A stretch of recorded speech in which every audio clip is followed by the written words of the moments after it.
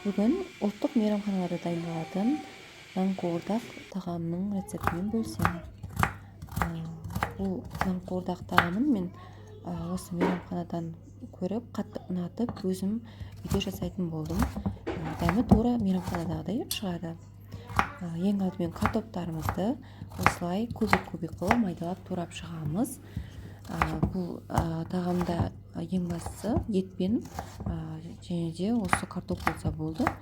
Ең басты ингредиент деп айтсақ та болады. Мына етімізді кубик-кубик қылып турап аламыз. Бұл жерде біз етіңіз қойдың етінен болса тіптен дәмді болады. Және де осылай құйрығымызды жақсылап осылай кубик қылып турап аламыз.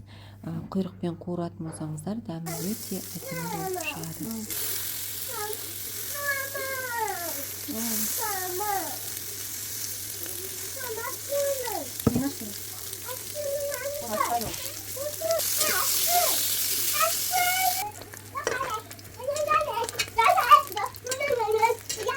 Осылай неміз құйрығымыз күйгенше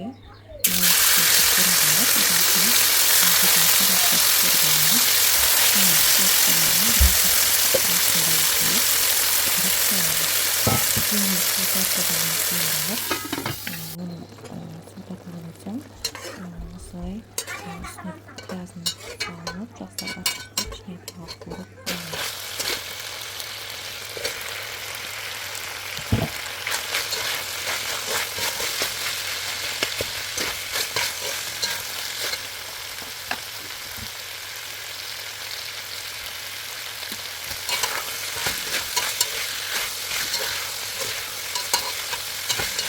Piyazlarımızı жақсылап қуырып болғаннан кейін үстіне картоптарымызды салып, тұзымызды салып, жақсылап араластырып, қуырған.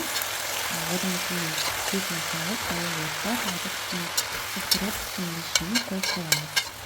Бұдан кейін біз тамағымыздың дайын болғанша піскенше қамырымызды билеп, жайып, дайындап аламыз. Бізге қамыр үшін бір жұмыртқа, бір пиала су, және де бір қасықтай тұз, және де ұн қажет болады. Ең бірінші осы басты ингредиенттерді араластырып, үстіне ұнымызды салып, кішкене-кішкенеден салып, араластырып, қатты қылмай, кішкене қатты жұмсақ та қылмай, орташа қылып билеп аламыз осылай. Кейіннен осы июн осылай қатты болғаннан кейін біраз бетін жауып қойып, кейін тағы да қолымызбен басып билеп жібереміз.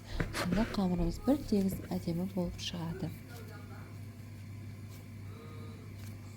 Осылай дәл видеодағыдай етіп қамырларыңызды илеп, осылай жайып шықсаңыздар, қамырларыңыз өте әдемі болып шығады.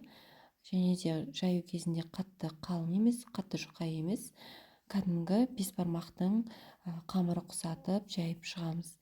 Және де бұны да қамырды жайып болғанға шейін біз бір үлкен ыдысқа суымызды қайнатып дайындап тұрамыз. Кейін қамырымыз жайып болғаннан кейін барып, қамырымызды кәдімгі бес бармақ құсатып салып алып, үстіне бағанағы дайындаған тұздығымызды салып, тамақты бере береміз.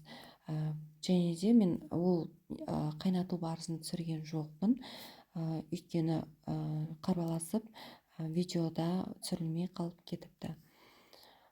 Егер де қамыр жаю әдісін білетін болсаңыздар, өздеріңіз кәдімгі бес бармақ құсатып дайындай берсеңіздер болады. Осы тағамды жасап көріңіздер. Егер де менің рецептім ұнап жатса, менің каналыма подписация етіп, жазылып кетіңіздер. Мен сіздермен тағы да басқа мейрамханалардағы тағамның рецептерімен бөлісемін.